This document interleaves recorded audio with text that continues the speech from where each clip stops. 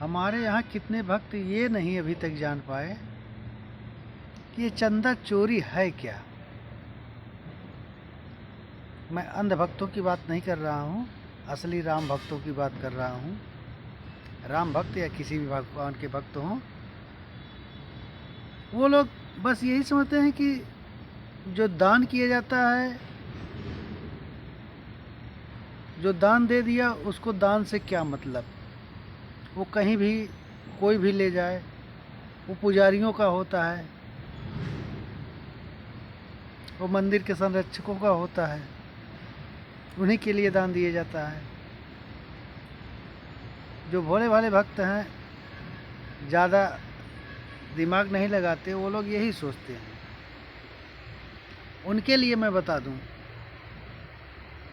जो हम लोग कोई भी भक्त दान क्यों दिया जाता है मंदिरों में।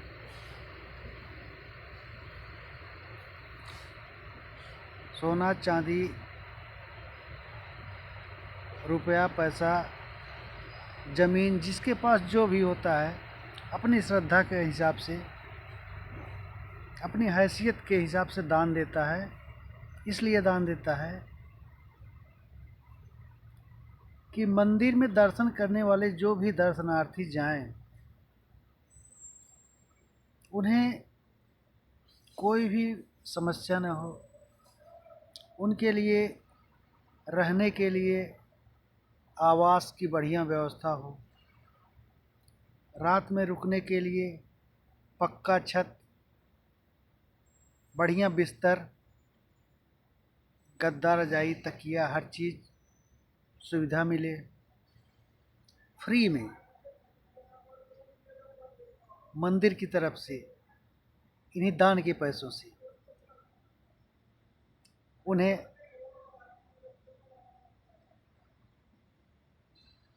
अच्छा पानी, जगह जगह पर पानी की व्यवस्था हो, शुद्ध फ्रीजर लगा हो, प्यूरीफायर वाला।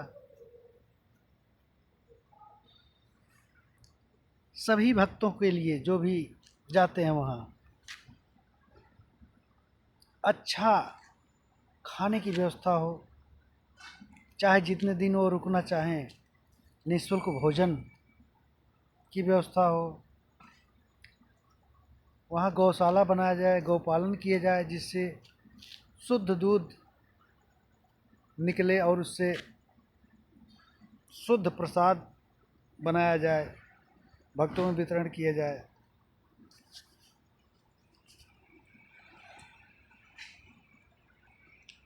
गरीब श्रद्धालु की सहायता की जाए, उन्हें कोई समस्या है, बीमारी है, दर्द है, उसका निःशुल्क इलाज की व्यवस्था किया जाए।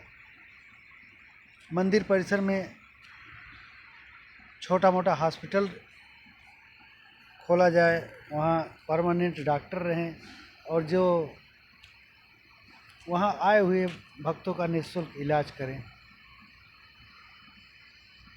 ऐसी अनेकों सुविधाएं होनी चाहिए जहाँ पर रोज़ लाखों श्रद्धालु दर्शन के लिए जाते हैं।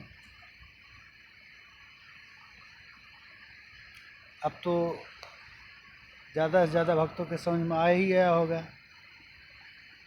कि वह जो दान दिया जाता है, जो चंदा दिया जाता है, वो किसी एक पर्सनल नहीं होता। अमीर लोग देते हैं, सीधी सीधी बात है। अमीर श्रद्धालु गरीब दर्शनार्थियों, गरीब श्रद्धालुओं की सुविधा के लिए ये दान देते हैं, जिससे कि गरीब लोग भी आसानी से दर्शन कर सकें, पुण्य लाभ ले सकें, और गरीबों भिखारियों जिनका जीवन भी उन्हीं के सहारे चल रहा है, उनका भी आसानी से जीवन पार हो जाए। उनके लिए गर्मी में ठंडा पानी की व्यवस्था हो सके, सभी श्रद्धालुओं के लिए बारिश में भीगने से बचा जा सके, अच्छा बिल्डिंग तैयार करके उनके रहने की व्यवस्था की जाए।